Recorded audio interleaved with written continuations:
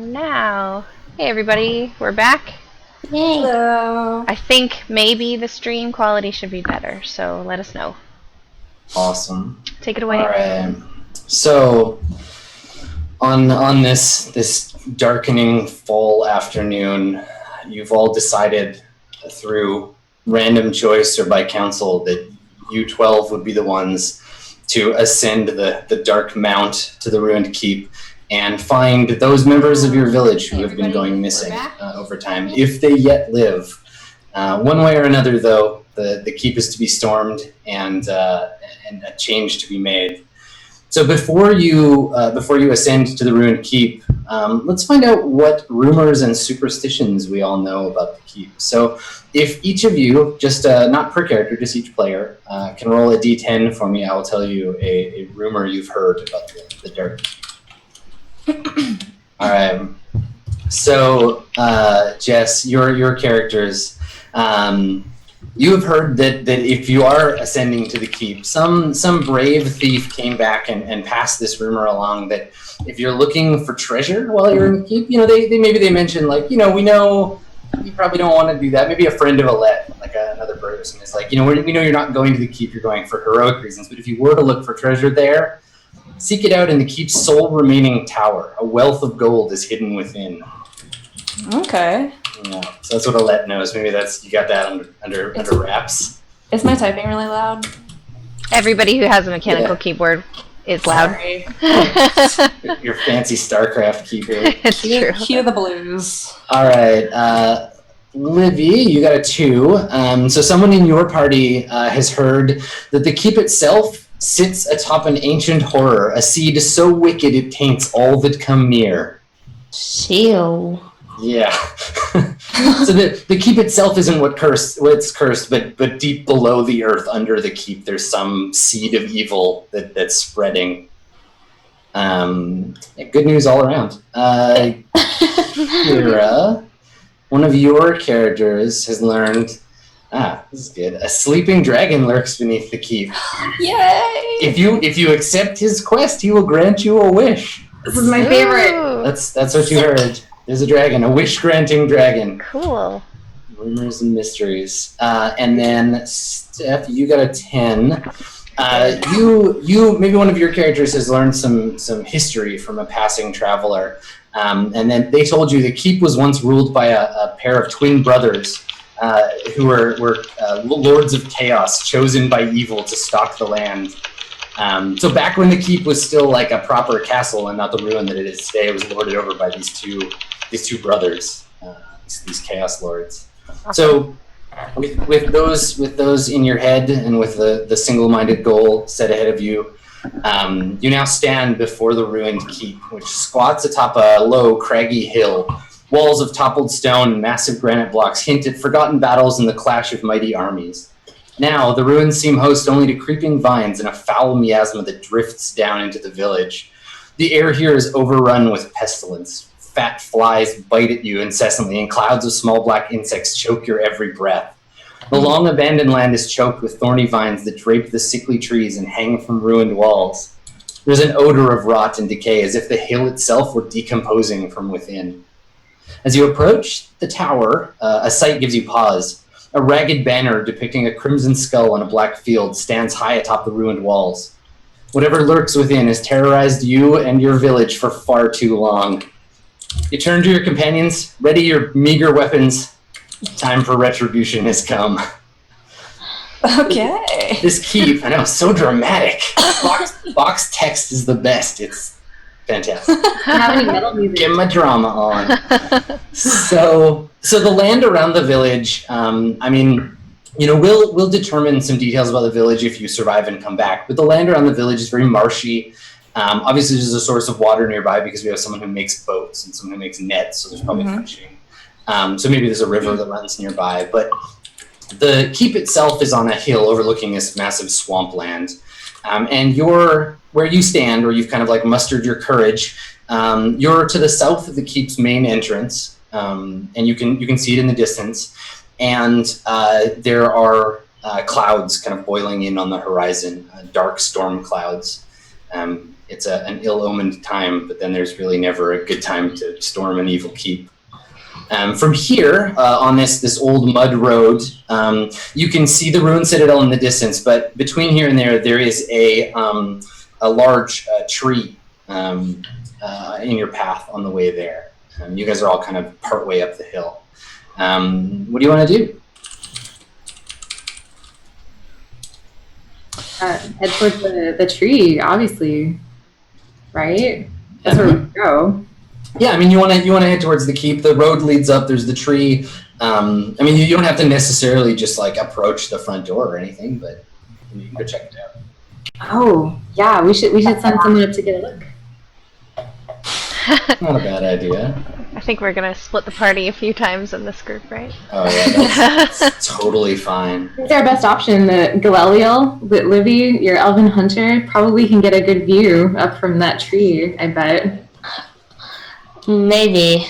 Should we send weaker and less attractive to be the sacrificial lamb?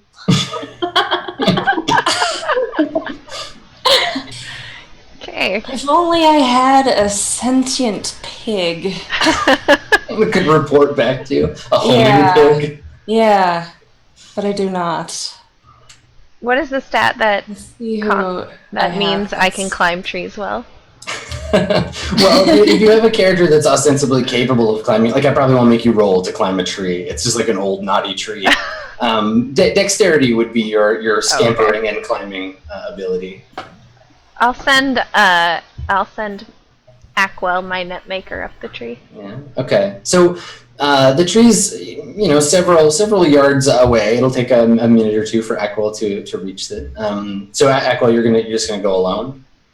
So brave. Such a brave netright. I mean, nobody else seems to be jumping on, so. Esther will go with you. Esther the bricklayer. All right. Yeah. Cool.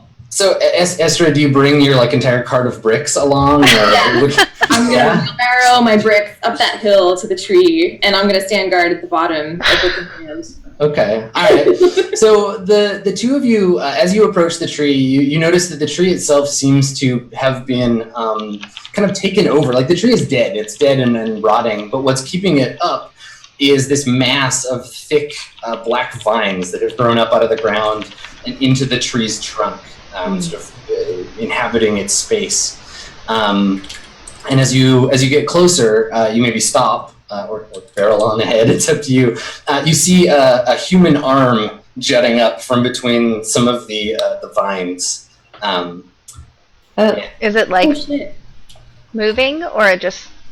I mean, it's moving slightly, but there's also a breeze. There's also a breeze, so.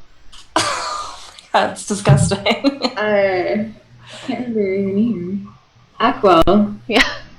Aquel, do you see that arm? Maybe we shouldn't go up that tree. Was it in the tree or next to It's the just tree? it's like sticking up out of the cluster of vines, just kind Like of if like the dangling. tree had devoured it. I'm imagining. Yeah, I mean, you can't see the rest of the person, but there's an arm sticking out. I think maybe climbing it is a bad idea. Can we throw something at it to see if anything happens? If it I devours want to you. throw a rock at it. Yeah, you want to find a rock. Yeah, and huck it. Absolutely.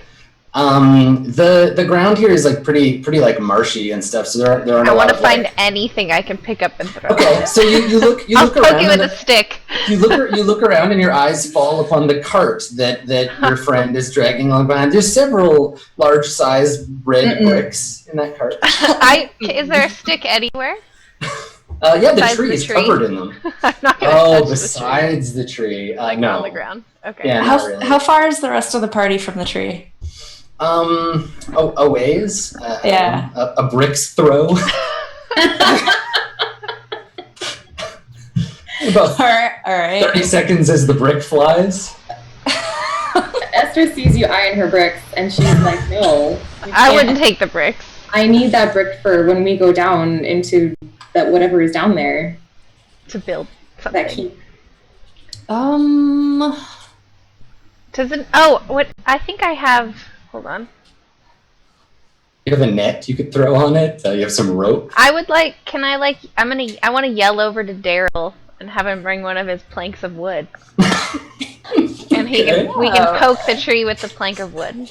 Do you want to tie the planks together and have like a long? No, just one. We Okay. only need one. It's not gonna like devour Sure. that fast. That's I think. fine. Okay. Sure. Okay. So you want to have Daryl run up and provide a plank? Who's going to be doing the poking? Daryl will let Aquil do it. Okay. All right. It's really hard to talk to myself. Hi, Daryl. Wait until they start arguing. Daryl's like, hell no, that's my plank. And Aquil's like, no. And then we just all watched you talk to yourself for 10 minutes. Okay. So Aquil approaches, plank in hand. Yes. So what are you doing? Describe what your character's doing for me so I can... Which one? Aquil. I assume Daryl is watching. Yeah. Well, Aquil yells over to Daryl, right? Yeah. Daryl, bring me your plank. Mm-hmm. And because they have some sort of shared brain, i.e. me, he agrees and walks over. The Daryl Aquil hive mind. Yes. So Daryl heads over with one plank. Okay. So I'm assuming he doesn't carry all 5 around at the same time. No, I mean... Or she, sorry. She does. Yeah, she's got like an armload of planks. Oh, okay. She just, one plank. Okay. All right. Yeah. So who's doing the... she hands it to Aquil. Okay, so Aquil takes the plank. Yeah. Okay. All right. And then what does Aquil do? He goes to poke the tree. Okay, so you get within plank distance. I imagine like the planks are like, I don't know, like a yard long maybe? Sure. Yeah. I'll go I with don't know. that. I assume they wouldn't be any longer than that, but I don't know what you make. It's not like boats. It's not a 2x4, but I don't know. Yeah, it's flatter than a 2x4, sure. But yeah. All right. Lumber talk. A 1x3. Yeah. I don't know anything about lumber, but let's look it up. What kind of planks do you make a boat out of? So okay, so you approach. Now, as you get closer to the tree, you notice that the arm is not the only human body part emerging from the cluster of vines. At first, you see a boot with a leg coming from it. You see a hair that ostensibly is still on someone's head or the body under the vines. And then, as you get within planking distance, you spot a face in the mess. I would like to poke the face. Okay, it's so first of all, it's a familiar face. Oh. Yes, it's the face of a boy. He's like maybe 12 or 13. So I guess in medieval times he's like an old man. His name is Albin. He is the son of the village blacksmith. He said pointedly, looking at Darrell. Good thing you're not there. So yes, Darrell's son, Albin. Who had gone missing, him and his brother Kiri, and his face is just like staring up at you, eyes wide, skin sallow. Yeah. I would gently like to poke him in the cheek. Okay, there's like a cluster of like black like leaves coming out of his mouth. Oh. Okay, so you're like, no, it's Albin. I'll poke him in the face. I just guess if he's alive and I poke him in the face, he's likely to talk to me, right? Like that's what I'm trying. I'm trying to determine. Okay. Yeah. So you give him a little nudge in his face region, and he lets out a groan and reaches up. His arm comes out under the vines and grabs the plank. And then another arm, and he starts pulling on the plank, trying to pull you towards him. Okay, all right. You can cross one of your planks off. Yep. He grabs it and throws it aside, and the vines start to like writhe, and you hear more groaning as another form, that of Kiri, Albin's brother, emerges from the vines and starts to stagger towards you. The characters that are a little closer, like Daryl and Estra. You see this. You see the vines move and these forms come out. What are you guys gonna do? I would totally turn around and run. You're gonna run for it? Okay. Absolutely. All right. I was brave enough to poke it. What about you, Bricklayer? What are you gonna do? They look dead, right? Oh, they're dead, but they're moving. Well, maybe they're moving. You're not a doctor. I don't know. I'm gonna grab a brick. Esther grabs a brick and steps cautiously forward and says, "Albin, is that you?" Okay. So Albin groans, not seeming to recognize his own name. And as the two brothers emerge from the vines, you notice that, like the tree, their like chest cavities have been broken open. You can see like Curie's ribs, and instead of the mess of organs inside, there's this like cluster of vines that's like reaching for Ackwell. Ackwell, you feel a sudden terror overtake you. What do you want to do? Like you're like shaking and there's like sweat and. Oh, I ran. You want to run? Both characters are running. No, I don't. Okay. No way. Okay, It's too close. I need to like run away, regain my composure. Well, let's see if Ackwell can gain control of themselves here. So you're gonna roll your divine danger. The danger is that you freeze, and you're gonna do so with your wisdom, please. Okay, so I do. This is Ackwell. 2d6 plus your wisdom bonus. 2d6 minus 1. Okay. 3. Oh, all right. So Ackwell, you freeze. Just like hands out, shaking, and Albin throws himself at you and grabs you, and with both his hands and several of the vines, pulls you into a crushing embrace and begins to like squeeze you. All right. So, Estra, you're closest in the scene. You see this happen. You see Albin rush forward and grab her and start making with the squeezing. What are you gonna do? Get a brick in your hand. Yeah, Estra runs forward. That's not Albin. Albin is dead to her. Okay. It's some creature trying to kill her friend. So she runs forward with the brick and starts smashing it in the head. Okay. All right. You're gonna attack it. So roll.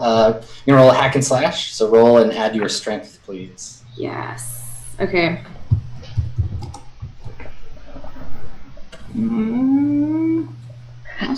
9. So 2d6 plus 9? It'd be plus whatever the mod is. Like, do I just add that on the... Okay, what's your strength modifier? Plus 9. Just type plus 9. Is that correct? It's definitely not plus 9. If your strength is 9, it's like 0. -1 probably. Oh, my modifier. Oh, yeah. Sorry. Never mind.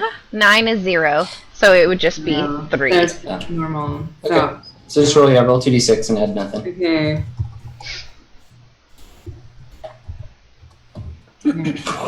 Okay. You have the same thing. I'm ready. So here's the thing. Right? You get a choice. You have a choice here, Estra. You rush forward, brick in hand, ready to wallop this vine monster. You can, if you want to. You can jump in and you can smash it with your brick.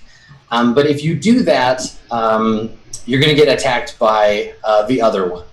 Curie will get to attack you. Or you can stop in your tracks now and leave leave Ackwell to the crushing embrace of the monster. What do you want to do? How do I feel about Ackwell? Netmaker, no relationship really. He's got a weird chin. How valuable she is to the village. It's a guy, so how valuable he is. It's my only male character, but he's got a weird chin, and he was dumb and poked the face, and yeah. So remember too, when we're doing this, when you make your rolls, you can always add luck after the fact to bump it up. So if you're below 6, you only need to bump it up a little bit. You can use luck to do that. And then if you want to go from a 9 to a 10, same thing, but it's a limited resource, so keep that in mind. I couldn't bump it from a 3 to anything good though. Yeah, you could get it up to a 7 if you want to spend 4 of your luck. And then it's a mitigated success. Yeah. Estra is gonna pause. She's absent-minded. I forgot. So she doesn't know what to do. She hesitates. Okay. All right.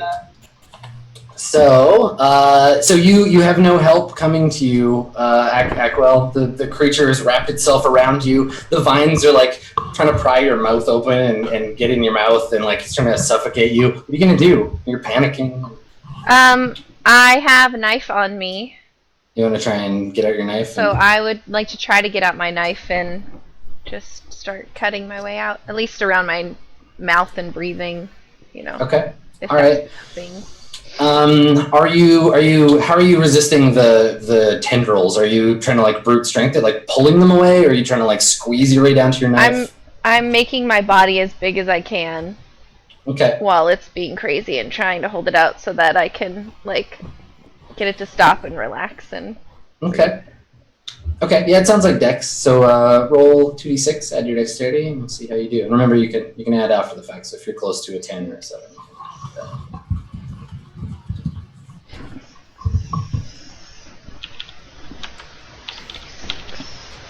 I got an 8.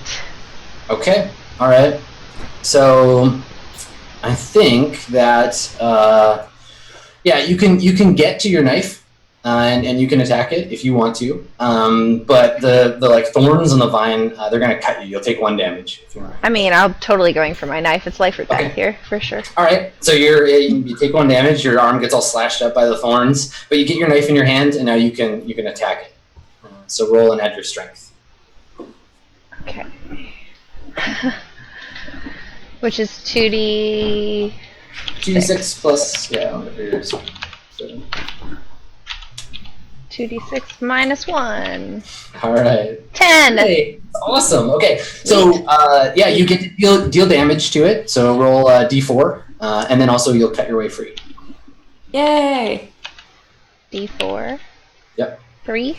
Nice. Okay. All right. So you you draw your knife and begin to hack away at the vines and at what's left of Albin, and you manage to get it to free you, and you stagger back in a panic. So meanwhile, while you guys are fighting, what's everybody who's still down at the bottom of the hill going to do? There's this like sudden fight that's broken out with these tree people. I mean, you're too far away to recognize who they are, but they're definitely attacking your co-villagers. So I think Daryl ran away instantly, but now Yes, Daryl is fleeing. she turned around and has her hand axe and is gonna assess the situation, but That's probably a good call. and then Lavinia has no idea what's going on because she's drunk. Nice. Okay. All right. So let's let Daryl assess the situation here. So if you would like to roll plus your wisdom for Daryl, Cool. I can. I like that the halfling gets drunk on the way to raid the keep. Like to do. Raid 2d6 pregame. again? Is that what we're doing? Yeah. 2d6 plus your. It's 0, so. Okay. So here's the thing: if you get a 5, I can make a move on you here. Now I'm not gonna punish one of your other characters for this failing. But I think that like Daryl, maybe as you're running and like in panic, you shout like you can't help it, like you shout like it's Albin or something, and Darrell, the other Daryl, Darrell, you hear Daryl like shouting the names of your like missing kids. What are you gonna do?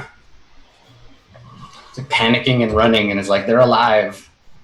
So Darrell has kids and they're missing. Yeah, well, they're not missing anymore. You had kids and they were missing. You had children. And we are now seeing them walk out as tree-ified zombies. Tree zombie. Yeah. Yeah. And I now am running, screaming, saying, "It's your children!" I think instinctively I'd feel like I'd need to go over there and see them, since they've been missing for X amount of time. Okay. So you wanna go running towards it? Well, I mean cautiously. No. Babies are also zombies. Okay. So you're gonna approach cautiously. Okay. I'm gonna approach cautiously. Jess, what's Alette and Gwen and Thorfiviel? What are they gonna get up to? Well, Alette has a crowbar, which is like the only useless thing anyone has. So I think she might have to like get into this. Yeah, you want to get in there? Is the tree like blocking our way to the keep? No, it's just it's on the side at the side of the road on the way up the road. It's like a muddy.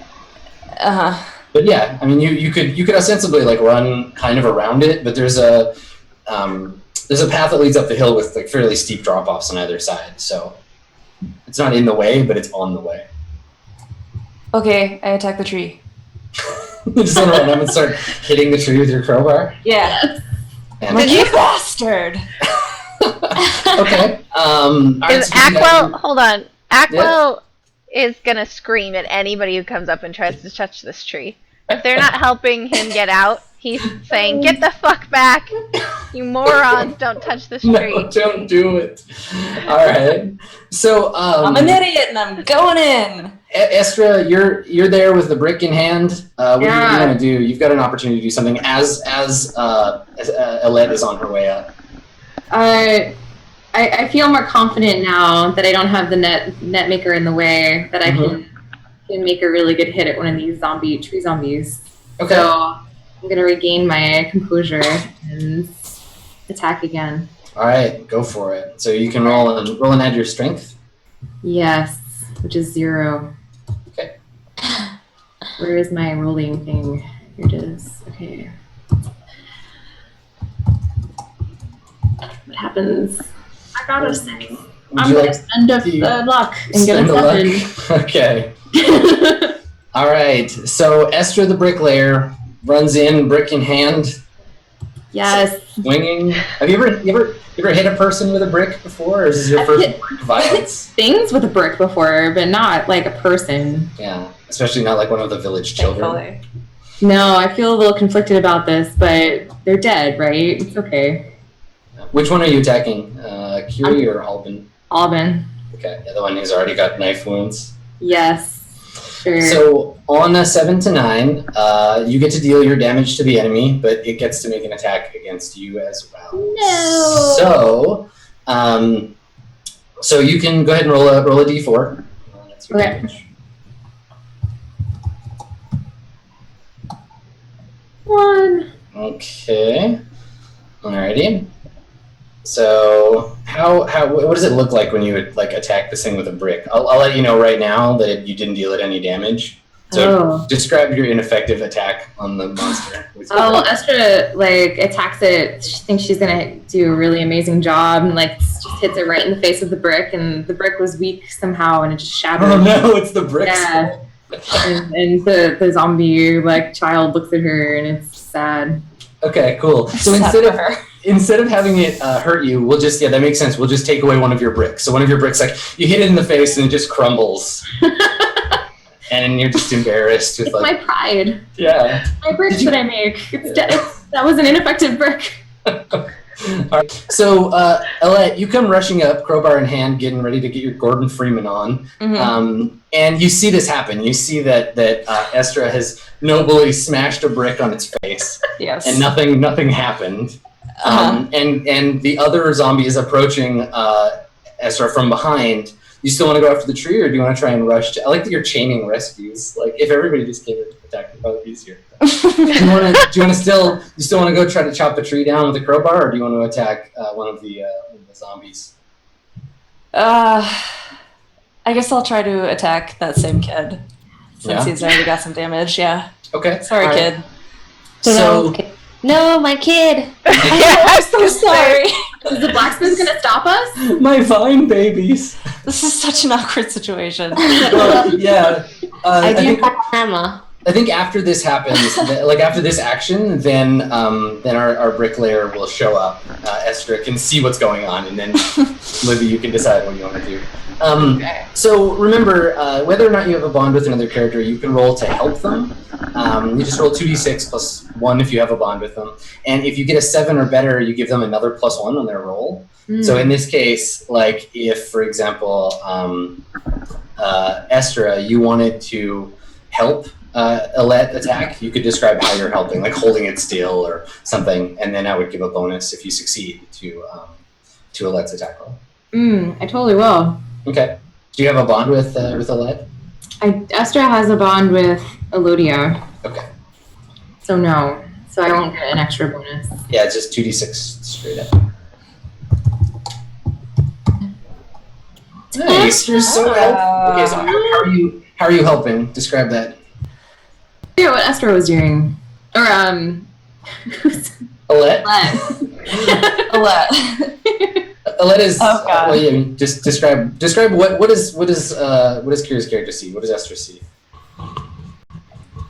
Who's playing Alette? Jess. Oh, I describe? Yes. Yeah, What are go you ahead. doing? I can help you. Yeah, what do you see and how does she help you? What am I trying to do, you mean? And just describe what your character is currently in the process of doing. I'm running up to the zombie and I want to try to get a headshot. Yeah, just gonna strike it in the head. Okay. Yeah. All right. So Estra, how are you helping? Cool. I'll knock it off balance, so it like runs, it like tilts towards you. So I'll Excellent. like sneak it. Okay, cool. So Alette, can you roll and add your strength and then plus an additional one because you got some help. 2d6 plus strength? Yep. 6 plus nothing. Okay, so plus, and then you get an extra one on top of that, but you aced it anyway. All right, awesome. So you'll get to deal your damage, and you don't get attacked in return. Now, if you want to, you could take 1d6 damage, but you deal an extra. Well, you deal an extra d6, and I'll get to attack you. I might not just deal my damage. How bad do you want to hurt this thing? Do you want to risk your life, or do you want Pretty to bad. play it safe? Alette's pretty dumb. Yeah. She's pretty low intel, so Awesome. she's just like freaking out and wants to kill this thing. Okay, excellent. So you've chosen fight of the fight or flight option. Yes. Okay, perfect. So roll a d4 and then roll a d6, and that'll be your total for how much damage you deal. Okay. D4. Yep. Yikes. D6. Nice. Okay, so you deal 5 damage to it. You come rushing up, and it's off balance. Gets shoved. It's off balance. You bury the end of your pry bar in its head on the first hit, and then the next few hits just continue to collapse its skull. There's a combination of old, like crusty blood and like sap that just keeps splattering everywhere as you pummel it in the head. But before it gives up its life, it lashes out and wraps a tendril around your neck and squeezes you with the last of its strength. So you're going to take some damage. How many hit points does Alette have? Oh god. 3. Not anymore. Oh no! Oh no! All right, First death. that's it. That's first blood. So Alette the burglar. Wrecked. I'm going to make a note here. Wrecked. Killed So by sad. Vine zombie. So here's what happens. So it wraps its tendril around your neck and pulls you down with it, and the both of you collapse onto the ground. And by the time any of the other players are able to pull the vine away, it's too late for poor Alette, and she's suffocated in the hands of the vine zombie. It's been real. So there's Who still lose this her other- body? I'm just kidding. Well, Sorry. there's still this other zombie like right there, and I think this is when the zombies. What Darrell, you arrive. You see this happen. You see the last blow of the pry bar, and then the body drag Alette down, and then you see Kiri there, and he like turns and looks at you, and his eyes are all like green and vine zombie-ish, and it starts to like stagger towards you. What are you gonna do? Is this for me? Oh yeah. These are your children. Well, first I gotta. How many of my children are there? I don't know. Do you have any backup? Do you have any backup kids? Like, are these your only sons, or do you have more? Oh my god. Well, I've been feeling pretty lonely lately, so I think they're my only children. Yeah. Okay. I have a lot more food in the fridge than I'm used to. This is so tragic. So one of your sons appears to have been. I mean, he's moving around. Dead people don't move around, right? There's vines coming out of his chest cavity, but you can fix that. You don't see Alban anywhere. You see a headless body that might, belong to a child of Alban's age, but it doesn't have a face. So, so it's just staggering towards you with its arms out like it wants to hug you. Well, I'm gonna try and communicate because I'm a naive blacksmith with very small eyes. you see it with your tiny eye. All right. So you want to try and reason with the vine zombie? Yeah. Okay. I feel like I'm inclined to. Okay. All right. Roll and add your charisma. Roll a 2d6 plus your charisma modifier.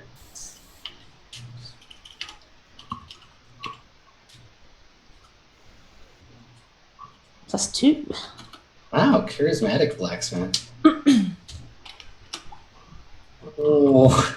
Okay, so That's not good. I mean, you have a choice, right?